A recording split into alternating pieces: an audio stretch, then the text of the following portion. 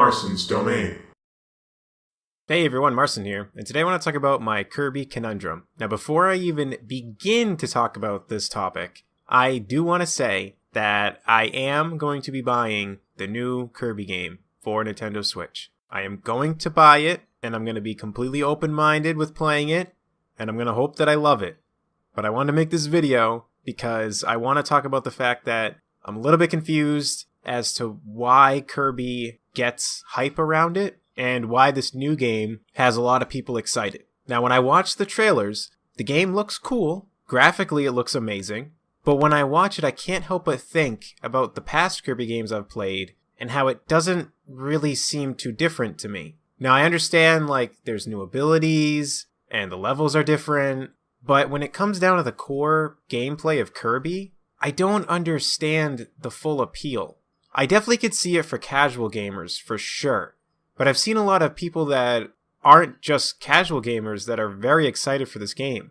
And that's what has me interested, because from all the Kirby games that I've played, they just felt really easy. I'm confused as to what is different about all these Kirby games. Because I played the original, I got it on the Wii Virtual Console, and it was a good game. I don't think it's a bad game, but you could essentially just fly over everything and just not really get hurt. Finding all the secrets, that was difficult. But that's a little bit different than if you're just playing the game itself, because the game itself, you can just fly over everything. I also played Kirby's Avalanche, which I don't really count that because that was just a Puyo Puyo game. I really liked it a lot, but that's not really what a mainline Kirby game is like, so that one's kind of irrelevant. And then I played Kirby 64, the Crystal Shards, and that game, from what I remember having a blast playing it, but I also remember that I don't think it was really challenging. And I'm not saying this to say that games have to be difficult for them to be good. I'm not saying that at all. But when a game to me is literally just you play it and beat it, there's no in between there, I'm just a little bit confused as to what the appeal is.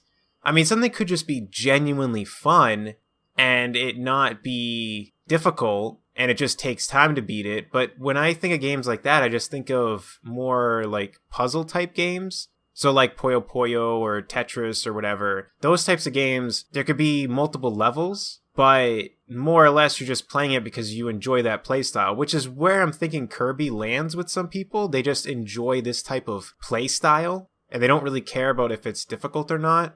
And I'm not trying to say this I think I'm some amazing, phenomenal gamer, but I am definitely good at platformers, and I could say for myself that these games are not difficult to me. And it's to the point where I can see where the playstyle is fun. I can see where copying abilities is fun. But to me, it just feels what does it matter what ability I get if no matter what ability I get, I'm going to easily breeze through this game? Because I also played Kirby Superstar, and same thing. I didn't really understand what the appeal was. I think aesthetically, these games look incredible. That's what always drew me to them, was how they looked aesthetically. Especially Kirby Superstar. As a kid, I remember seeing that and just thinking, wow, this looks incredible. I still have memories of seeing it over other people's houses and wanting to own the game myself.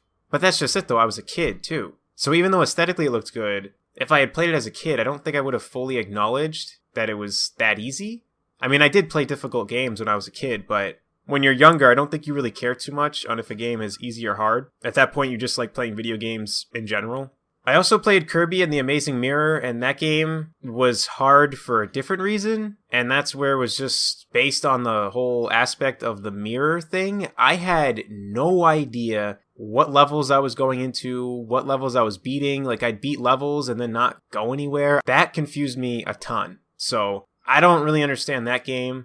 And then you jump forward to Kirby's Epic Yarn. I never played that game, but I can see how that game was probably really fun, because you would collect the gems and stuff as you played the levels, and that kind of stuff is always fun. And then I actually got Kirby and the Rainbow Curse, which it was a cool game, but it was really gimmicky with the whole Wii U gamepad and stuff. And again, I don't think that game really falls into the mainline series type of thing, because it was really different. But I don't know, I just wanted to make this video, I guess, to give my thoughts and feelings about Kirby in general, because I want to be really into this new game. And like I said, I'm going to buy it, I'm going to try it, I'm going to be completely open-minded, I'm going to hope that I love it. But I just have a feeling that I'm going to buy it, play through it, and be done, and just feel like, I could have just not spent $60 and I would have been fine.